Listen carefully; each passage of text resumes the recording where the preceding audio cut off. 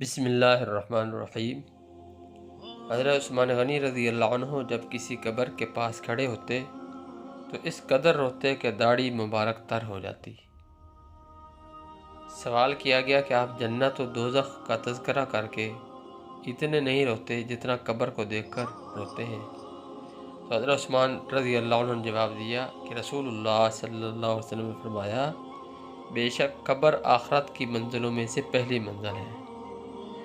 اگر اس سے نجات پا لی تو اس کے بعد کی منزلیں اس سے زیادہ آسان ہیں، اور اگر نجات نہ پائی تو اس کے بعد کی منزلیں اس سے زیادہ سخت ہیں۔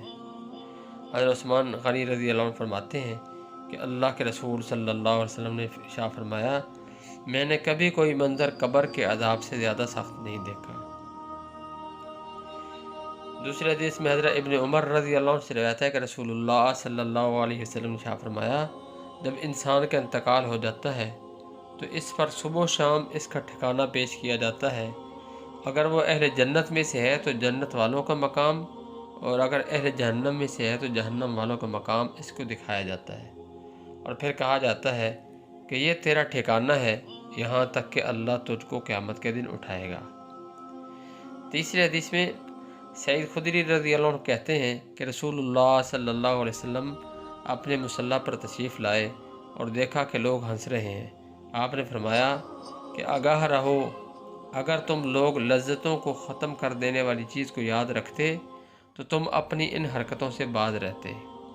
سو لذتوں کو ختم کر دینے والی موت کا ذکر کثرت سے کرو، اس لیے کہ قبر روزانہ بولتی ہے اور کہتی ہے کہ میں غربت کا گھر ہوں، میں تنہائی کا گھر ہوں، میں مٹی کا گھر ہوں، اور میں کیڑے مکوڑوں کا گھر ہوں۔ پھر جب مومن بندے کو دفن کیا جاتا ہے تو قبر اسے مرحبا، خوش آمدید کہتی ہے اور مبارکباد دیتی ہے اور کہتی ہے، بے شک تو میرے نزدیک ان میں سب سے زیادہ محبوب تھا جو میرے پیٹھ پر چلتے تھے۔ اب جب کہ میں تیرے کام کی نگران ہو گئی اور تو میری طرف آ گیا تو اب دیکھ لے گا کہ میں تیرے ساتھ کیسا حسن سلوک کروں گی۔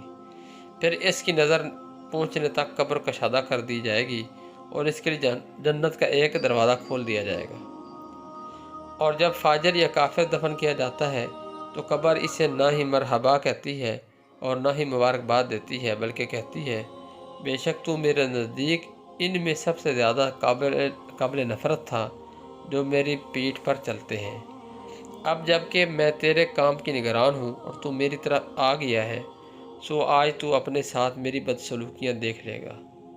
پھر وہ اس کو دباتی ہے اور ہر طرف سے اس پر زور ڈالتی ہے، یہاں تک کہ اس کی پسلیاں ایک طرف سے دوسری طرف مل جاتی ہیں۔ رسول اللہ صلی اللہ علیہ وسلم نے اپنی انگلیوں سے اشارہ کیا اور ایک دوسرے کو آپس میں داخل کر کے فرمایا، اللہ اس پر 70 اژدہے مقرر کر دے گا، اگر ان میں سے کوئی ایک بار بھی زمین پر پھونک مار دے تو اس پر رہتی دنیا تک کبھی گھاس نہ اگے۔